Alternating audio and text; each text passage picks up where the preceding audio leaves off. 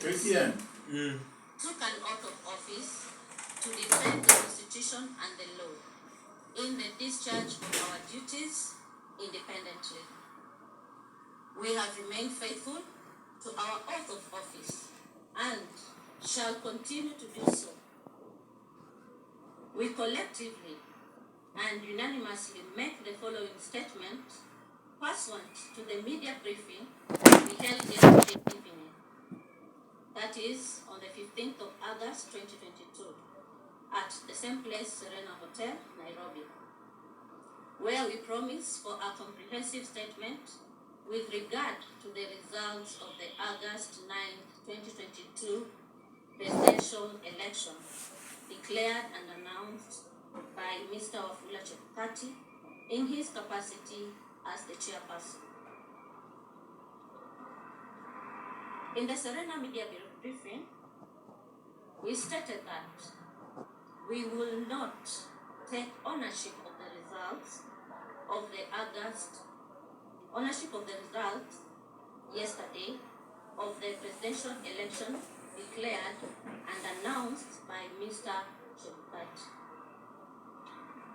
In this regard, our reasons to decline to take ownership of the results so declared and announced are as follows.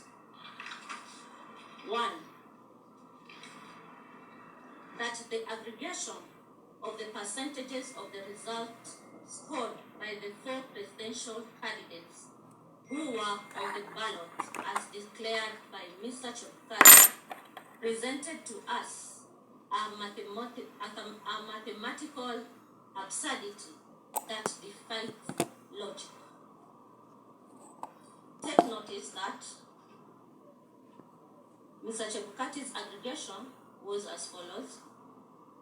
Raila Odinga, 48.85%. William Ruto, 50.49%. Add that up to 101. 0.27. Wajakoya George, 0.44. This summation gives us a total of 100.01%.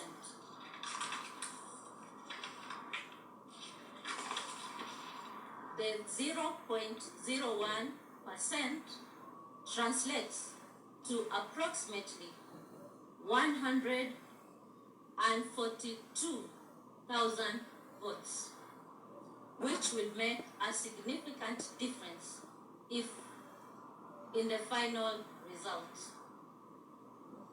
We therefore decline to take ownership of the said results because the aggregation resulted in a total exceeding the percentage of 100, which cast doubt on the accuracy of the source of the figures tallied, and when we demanded that we verify our record, the chairman declined, overruled us, and insisted on declaring and announcing the said result. That, number 2, contrary to the Constitution and legislation, the results declared and announced did not indicate the total number of registered voters, the total number of votes cast, or the number of rejected votes, if any. In this regard, the results announced by Mr. Chebukati lacked a critical ingredient, namely the total number of valid votes cast to support the percentages scored by the 4 candidates. Unless demonstrated otherwise, we all know that the percentage is essentially a fraction of a whole number. Hence, if, for example, the 7.17 million valid votes cast in favor of the winning candidate, as declared and announced by Mr. Chebukati, translates to 50.49%, then it was 50.49 of what? Further, take notice that Mr. Chebukati claimed that Raila Odinga attained 25% of votes in 34 counties, while William Ruto attained 25% in 39 counties. The question is, which figures in the 34 and 39 counties respectively constituted an independent variable to warrant the conclusion of 25% in 34 counties and 25% in the 39 counties for Raila and Ruto respectively?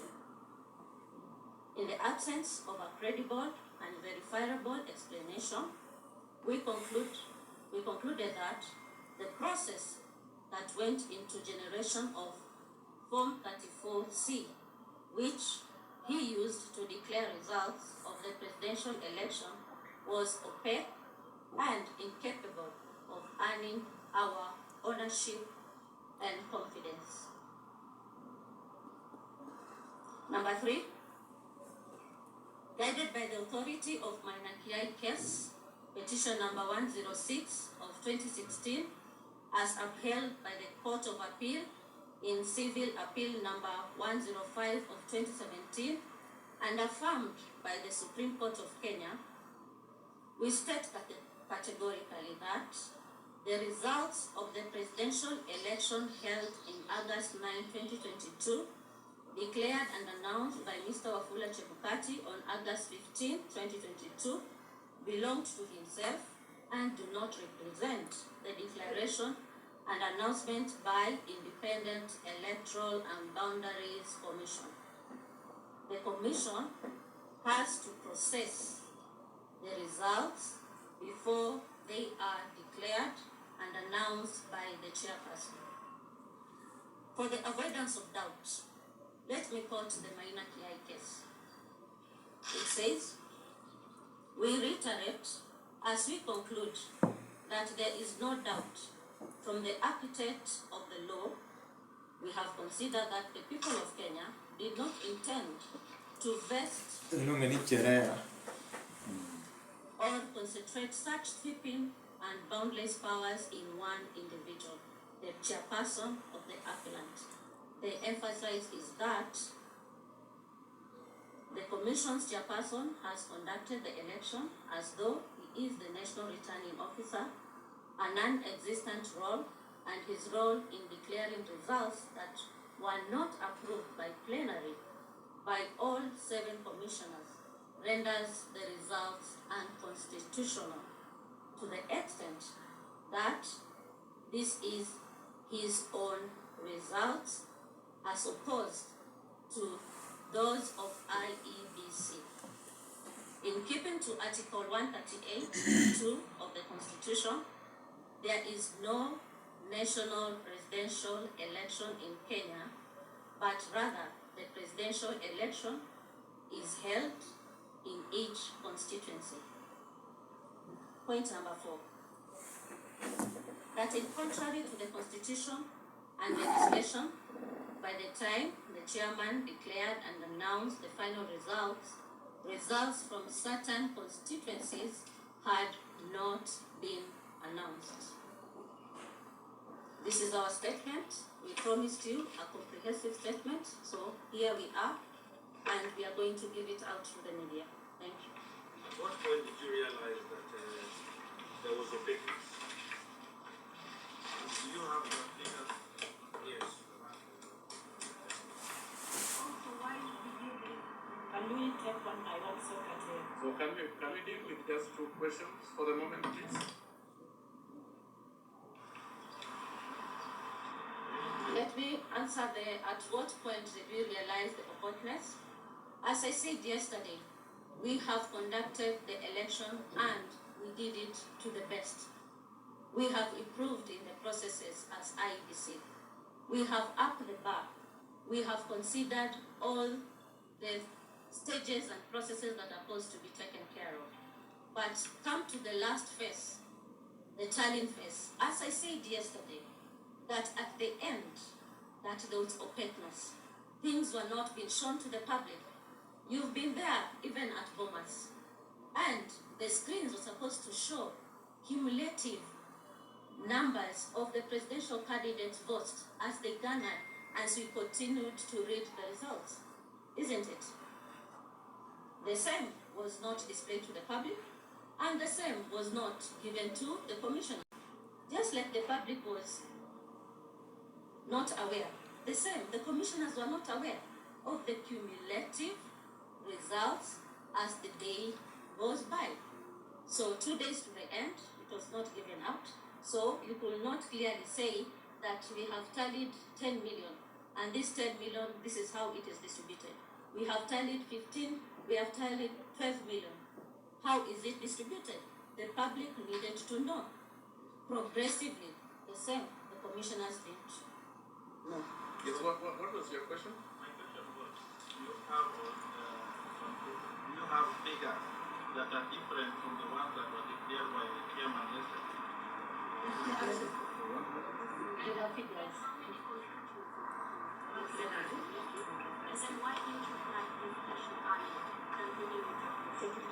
Young guy. As a commission, we were not, as the vice chair has said, we were not doing the tallying. The tallying that was being done by our staff, technical staff, it was not known to the commissioners until the moment around 4:30, when Mr. Chebukati brought the result tabulated in the format. And he did not give us an opportunity to discuss the results. He just said, these are the results of each particular candidate. They have scored this and they have met the constitutional threshold, and therefore he is going to read the results. And he did not allow us to discuss to see whether there were any disparities. So as a commissioners, we did not have other results.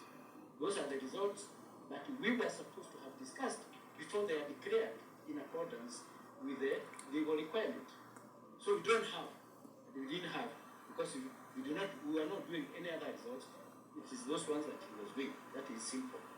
So you believe that there would have been a difference from the forms 34B that had been uploaded and ones that Kenyans had already tabulated through the processes and the final results? We have given you the statement, and the statement has indicated 100.1%. The rest is for you to decide. We'll give you the statement to go and look at it.